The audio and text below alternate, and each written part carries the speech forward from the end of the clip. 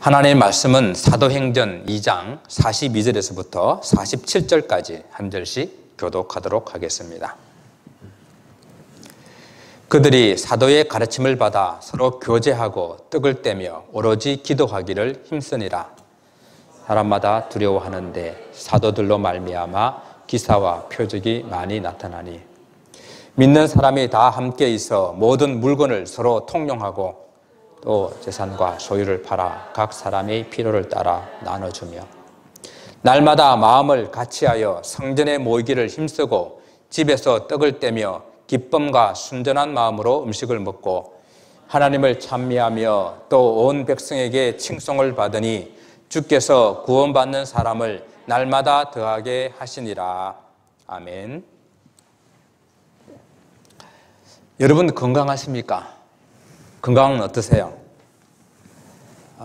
요즘 건강에 대한 많은 그런 우리들이 관심을 가지고 있고 많은 건강을 지킬 수 있는 그런 제품들이 또 많이 나오는 것을 봅니다. 근데 우리는 늘 느끼는 것이, 또 우리가 말하는 것이 몸이 예전 같지 않아 라는 그런 이야기를 자주 하죠. 근데 주위에 보게 되면 이제 건강을 잘 유지하고 계시는 그런 분들도 있고 또 한때 건강을 잃었지만은 다시 건강을 회복해서 또 건강하시는 그런 분들도 있고 그런 분들을 볼 때에 참 감사를 드리는데요. 그런 분들의 이제 공통된 특징을 이렇게 보게 되면은 건강 관리를 꾸준하게 또 열심히 잘 한다는 것이 아마 특징인 것 같아요. 건강에 3대 요소가 있다고 한다면 규칙적인 운동, 균형 잡힌 식단, 그리고 적절한 휴식, 이 세 가지가 잘 조화를 이루게 될 때에 건강해진다고 합니다. 물론 타고난 건강 체질도 있지만은 그럼에도 불구하고 관리하지 않으면은 그 건강은 잃고 만다는 것입니다. 교회도 마찬가지인 것 같습니다. 질문합니다. 우리 교회는 건강합니까? 교회도 하나의 생명체이기 때문에 교회가 태어나고 그리고 성장하고 잘못하면은 쇠퇴해 나갑니다. 교회가 건강해지려고 하면은 좀 적극적인 관리가 필요하다는 이야기죠. 샌들백 교회의 릭 웨런 목사님이 말합니다. 21세기의 교회의 가장 중요한 이슈는 교회 성장이 아니다. 교회의 건강이다.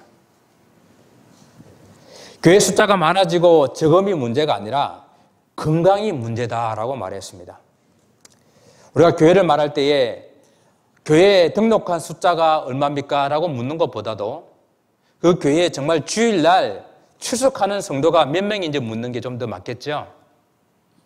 또한 주일날 교회에 출석하는 성도가 몇 명이냐는 것보다도 교회의 새벽기도나 금요 예배나 교회 어떤 행사에 얼마나 많은 사람들이 참석하느냐라고 묻는 게 좀 더 맞겠죠.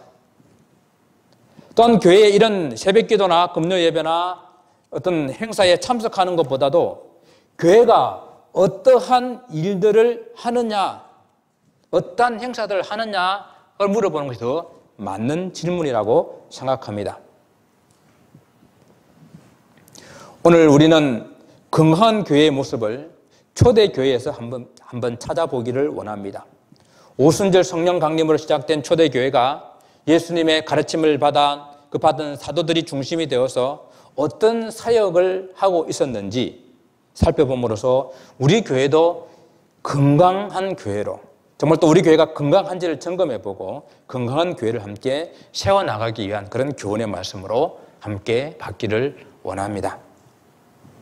초대교회는 4가지 특성이 있었다고 오늘 본문은 말씀합니다. 그래서 지난번에 함께 읽었던 말씀이지만은 42절로부터 다시 말씀을 시작한 것입니다. 첫 번째는 사도들의 가르침이 있었다라고 말합니다. 초대교회는 사도들로부터 말씀의 가르침을 받는 일에 열심을 다한 교회입니다. 우리는 지난 시간에 오순절 성령 강림으로 초대교회가 시작되고 베드로의 설교를 통해서 많은 사람이 회개해서 3,000명의 사람들이 성도가 된 사건을 살펴보았습니다. 성령의 역사로 사람들이 회개하여서 예수님을 믿게 되고 또 초대교회의 부흥이 이루어졌는데 그것이 계속해서 지속되려고 한다면, 정말 건강한 그런 교회 모습으로 계속 유지해 나가려고 한다면 말씀의 가르침이 없어서는 안 된다는 겁니다. 초대교회 하게 되면 이미 예수님을 믿어가지고 예수님의 제자가 되어서 예수님과 함께 오랫동안 신앙생활을 했던 그런 사람들도 있어요. 그러나 또한 막 예수님을 믿기 시작한 초신자들도 있습니다. 하나님의 말씀을 듣는 일, 하나님의 말씀을 가르침을 받는 일, 이 일은 오랫동안 신앙생활을 한 성도들이나 지금 막 예수님을 믿은 초신자들이나 할 것 없이 모두에게 다 필요한 것입니다.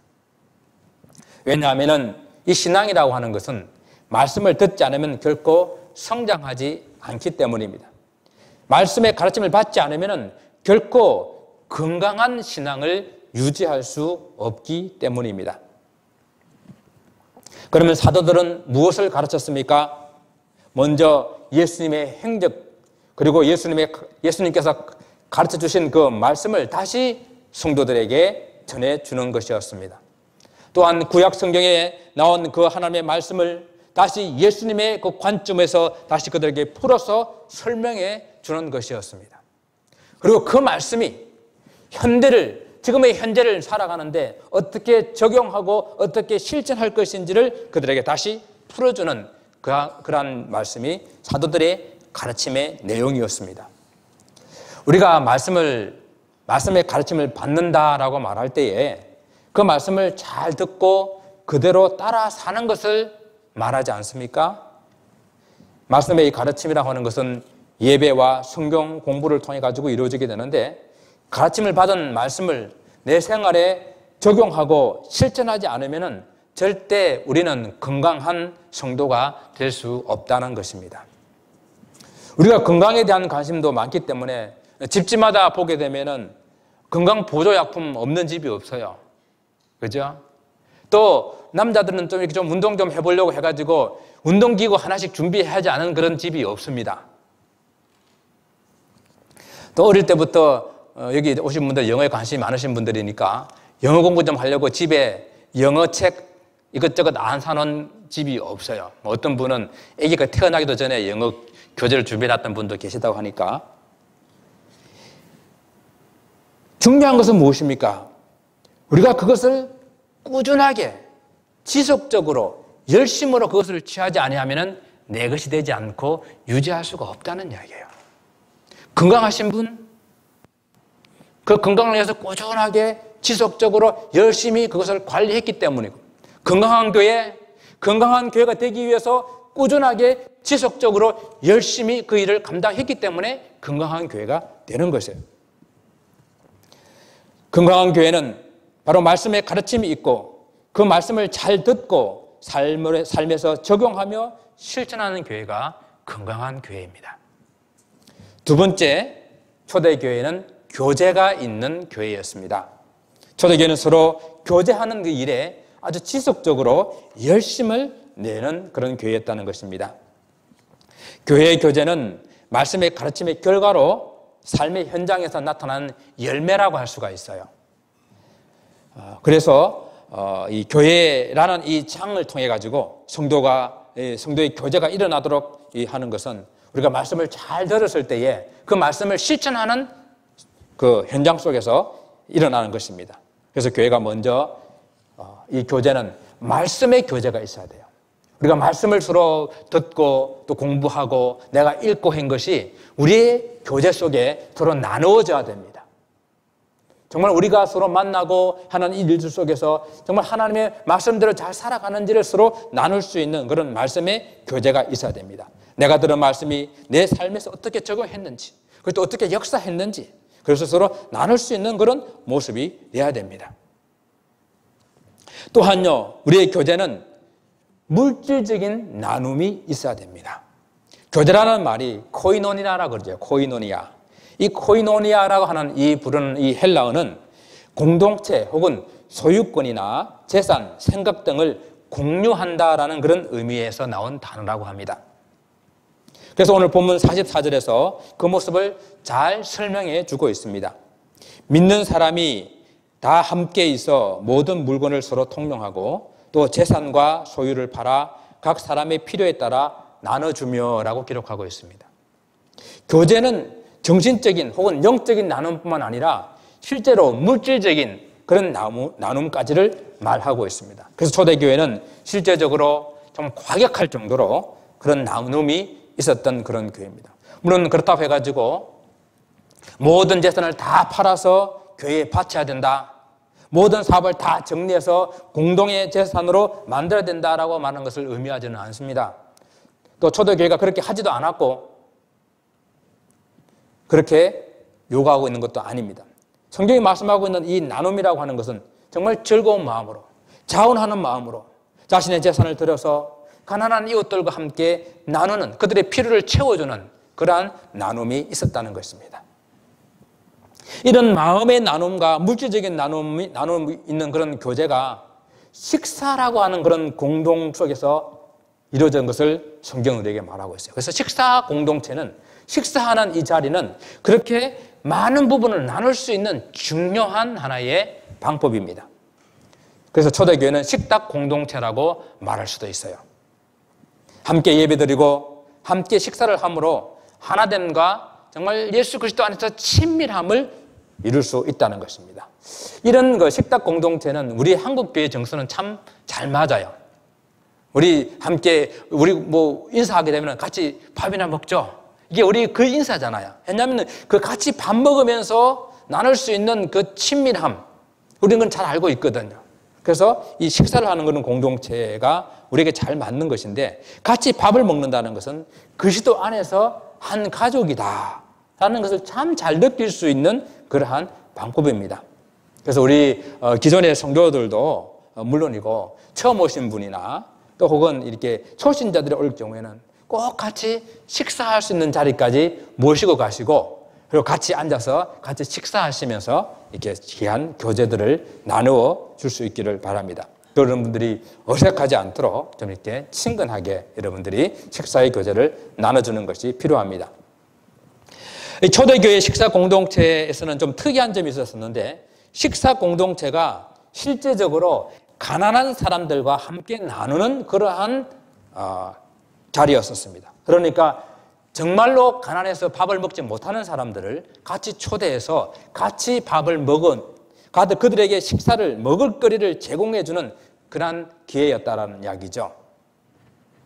그래서 우리의 식사 공동체도 좀 더 발전해가지고, 한국 음식이라는 좀 특이한 점은 있기는 하지만은, 그러나 다른 사람들과 공유할 수 있는 그런 식사의 공동체로 발전했으면 좋겠습니다. 그리고 이 초대교회의 교제라고 하는 것은 좀 더 한 걸음 나아가서 구제로 발전했습니다.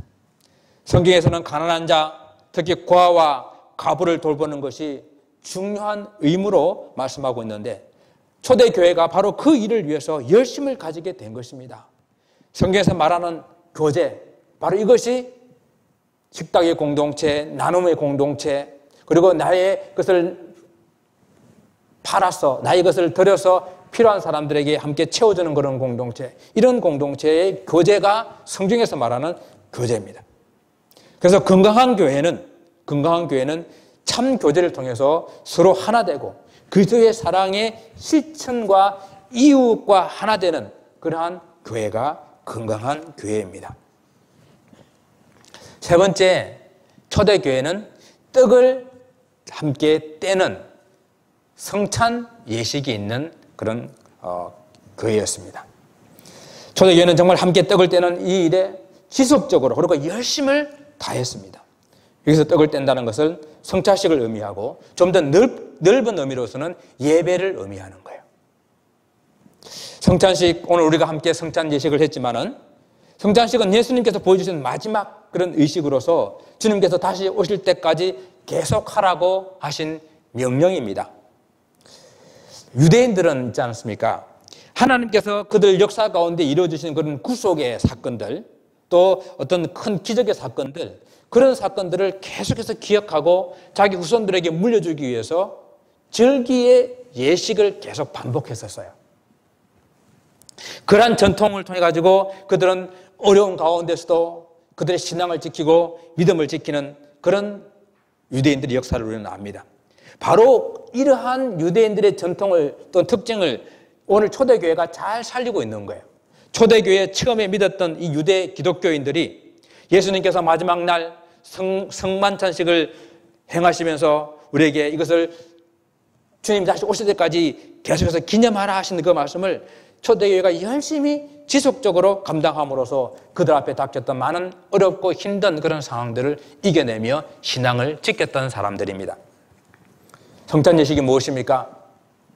성찬 예식은 예수 그리스도의 죽으심과 부활하심과 재림을, 그 재림의 그 의미를 다시 기억하고 감사하며 오늘의 삶으로 그것들을 끌고 와서 내 삶 속에서 구체적으로 그리스도를 나의 주님으로 고백하며 내가 그리스도를 위해서 살겠다고 결단하는 그런 의식이 성찬 예식입니다. 예수께서 잡히시던 그날 밤에 떡을 드시고 받아 먹으라. 이것은 너희를 위한 내 몸이다 라고 말씀하지 않았습니까? 십자가 위에서 당신의 몸을 찢어서 우리를 위해 죽으실 것을 의미하는 의식이었습니다. 이스라엘 백성들은 광야에서 하늘로부터 내려오는 만나를 먹고 살았습니다. 그런데 이제는 말씀이 육신이 되어서 이 땅에 오신 예수님께서 하늘로부터 내려온 산떡, 생명의 떡이 되어져서 주님께서 그 떡을 우리에게 주시며 받아 먹으라고 말씀하셨거든요. 그래서 당신의 몸을 우리에게 주시는 생명의 떡이라 하신 바로 그 의미를 성찬 의식을 통해서 다시 한번 새겨보는 것입니다. 이 떡을 먹는 자마다 영원히 죽지 아니하리라 말씀하셨습니다. 또 예수님께서 잡히시던 그날 밤에 손에 잔을 드시고 이것을 받아 마셔라. 이것은 너희를 위하는 내 피다라고 말씀하셨습니다. 이는 십자가 위에서 피를 흘려 죽으실 것을 의미하는 것이었습니다. 이스라엘 백성들은 어린 양의 피로서 그 피 흘림이 그들의 죄를 사하는 죽음에서 건져주는 그 내용임을 잘 알고 있었습니다. 그래서 초대 이 교회 성도들은 예수께서 이 십자가로서 흘려주신 피와 그리고 십자가로서 찢어주신 그 예수님의 몸의 의미를 잘 기억하며 생명의 떡으로 오신 예수님을, 어린 양으로 오신 예수님을 기억하면서 모일 때마다 이 성찬 예식을 행했던 것입니다. 초대교회 이후 정말 교회의 전통성을, 정말 그 교회가 참 교회인지 참 교회가 아닌지를 무엇으로 판단했냐 하면은요, 정말 그 교회 안에 참된 성찬 예식이 있느냐를 가지고 구분했었습니다. 그 정도로 성찬 예식은 중요한 것입니다. 초대교회 성도들은 예수님의 십자가의 부활 그리고 구원의 행위를 이 성만찬식을 통해 가지고 지금 그들의 삶의 자리로 끌고 오고, 그리고 지금 함께 예수께서 그들과 함께 계심을, 임재하심을 경험하는 그런 성찬 예식을 계속 행했던 것입니다. 오늘 교회들마다 이 성찬식이 많이 약화되기는 했습니다. 저희 교회도 좀 더 많이 했으면 좋겠는데 2달에 한 번 정도밖에 아직은 하지 못합니다. 그러나 성찬식을 행할 때마다 정말 십자가가 다시 한번 여러분 심령 속에 새겨지고 주님의 그 십자가가 다시 부활로 우리가 다시 살아나며 다시 주님께서 오시마 약속했던 그 주님의 그 재림을 굳게 붙드는 그런 시간이 돼야 됩니다. 건강한 교회는요, 참된 성찬의 의미가 살아나는 성찬 예식이 지속적으로 열심히 행해지는 교회입니다. 이제 마지막 4번째는 초대교회는 기도에 열심히 있었던 교회입니다. 교회의 시작에서부터 다락방에서 열심히 기도하다가 성령을 받아서 이 초대교회는 기도의 맛을 아는 그런 교회였습니다. 기도의 맛을 알기 전에는요, 그냥 유대계 전통에 따라 그냥 외우는 기도였어요. 그냥 읽는 기도였습니다. 그냥 반복하는 그런 기도였습니다. 그러나 이제는 그들의 기도가 달라졌어요. 왜? 성령을 통해서 기도의 맛을 알았거든요. 기도가 무엇인 줄 알았거든요. 성령의 인도함 속에서 기도가 하나님과의 깊은 교제임을 그들은 알았습니다. 성도의 인도함을 따라서 기도는 이제는 나를 위해서만 부르짖는 것이 아니라 다른 사람들을 위해서 기도할 때에 역사가 일어난다는 것을 그들은 깨달아 알았습니다. 이제 기도는 예수님의 이름으로 기도할 때에 능력과 권세가 있다는 것을 그들이 알았다는 이야기입니다. 기도가 무엇입니까? 기도는 단지 우리가 바라는 무엇을 이루기 위한 수단으로 이해해서는 안 된다는 것입니다. 기도는 하나님과 나를 연결시켜주는 생명줄입니다. 기도해야 내 영혼이 살 수 있는 숨통과 같은 것입니다. 기도는 들어마시고 내쉬는 호흡과 같아서 주님의 뜻이 내게로 들어오고 나의 뜻을 주님께로 아뢰어는 그런 주님과의 대화가 이루어지는 것이 기도인 것입니다. 건강한 사람이 호흡이 규칙적이고 힘차게 이루어지듯이 건강한 교회는 이 영적인 호흡인 기도가 살아있는 교회입니다. 초대교회의 이 사도의 가르침을 받아서 서로가 서로 교제하고 떡을 떼며 오로지 기도하기를 힘쓰는 그런 교회라고 오늘 4가지 초대교회의 특징을 말씀을 드렸습니다. 그런데 초대교회, 아니 교회라고 했을 때에 가장 대표적이고 중요한 특징 하나가 빠져 있어요. 그것이 무엇입니까? 교회를 하게 되면 여러분이 가장 중요하다고 생각하는 어떠한 요소가 있지 않겠어요? 선교요. 오늘 이 본문에서는 선교가 빠져 있습니다. 왜 그렇습니까? 선교는 교회를 이루는 어떤 요소가 아니라 선교는 교회의 본질입니다. 앞에서 말씀드린 이 4가지 요소들은 복음을 전하여 죽어가는 생명을 살리는 선교를 위해야 되고, 그리고 선교와 연결돼야 되고, 그리고 선교로 열매를 맺어야 됩니다. 왜냐하면 이 땅에 교회가 세워진 목적이 선교이고, 또 교회의 본질이 선교이고, 교회의 존재 이유가 선교이기 때문입니다.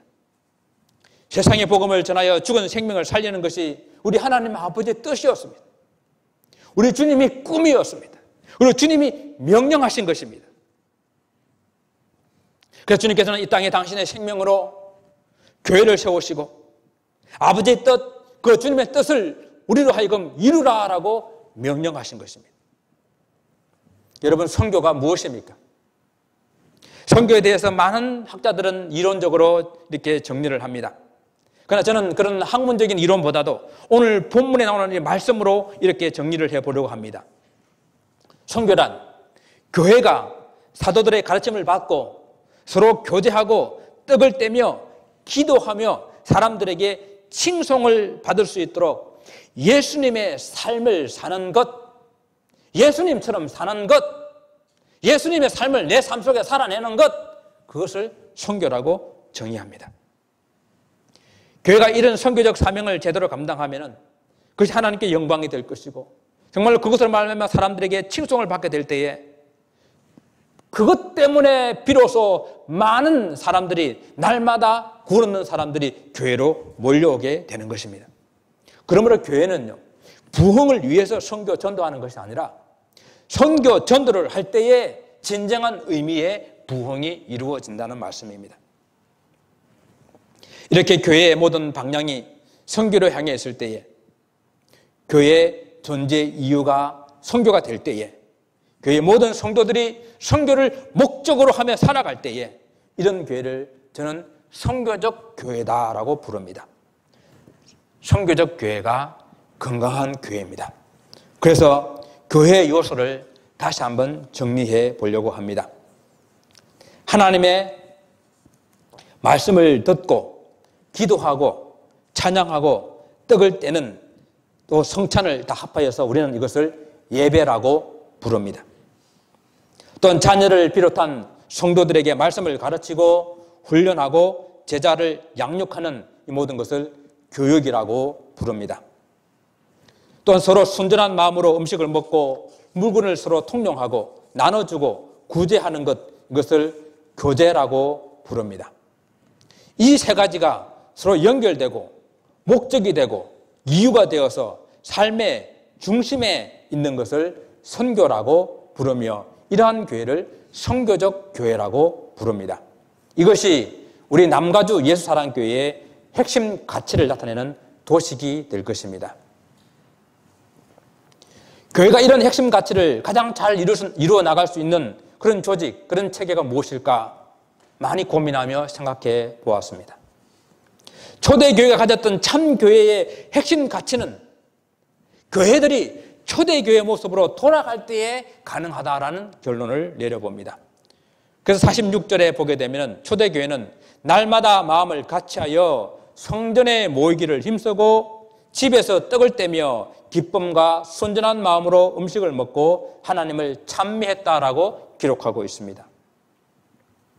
초대교회는요, 성전에서 모이고 또 집에서 모이는 교회였습니다. 성전에서 대규모로 모였던 성도들이 다시 흩어져서 가정에서 소규모로 모이는 그런 교회였습니다. 소그룹의 형태의 교회, 소그룹으로 조직된 교회, 이 교회가 초대교회였습니다. 주일에 기쁜 마음으로 모여서 교회를 이루고 또 사명을 가지고 흩어져서 또 교회를 이루는, 즉 주일에는 온 가정교회들이 연합해서 모이고 또 흩어져서는 가정교회들이 개개별로 모여서 그곳에서 교육과 교제와 예배가 일어나는, 주중에도 가정교회에서 예배와 교육과 교제가 일어나는 이 두 교회가 하나가 되는 그런 교회, 이 교회가 초대교회였습니다. 보십시오. 초대교회는 사도들의 가르침을 받아서 서로 교제하며 떡을 떼는 나눔의 공동체였습니다.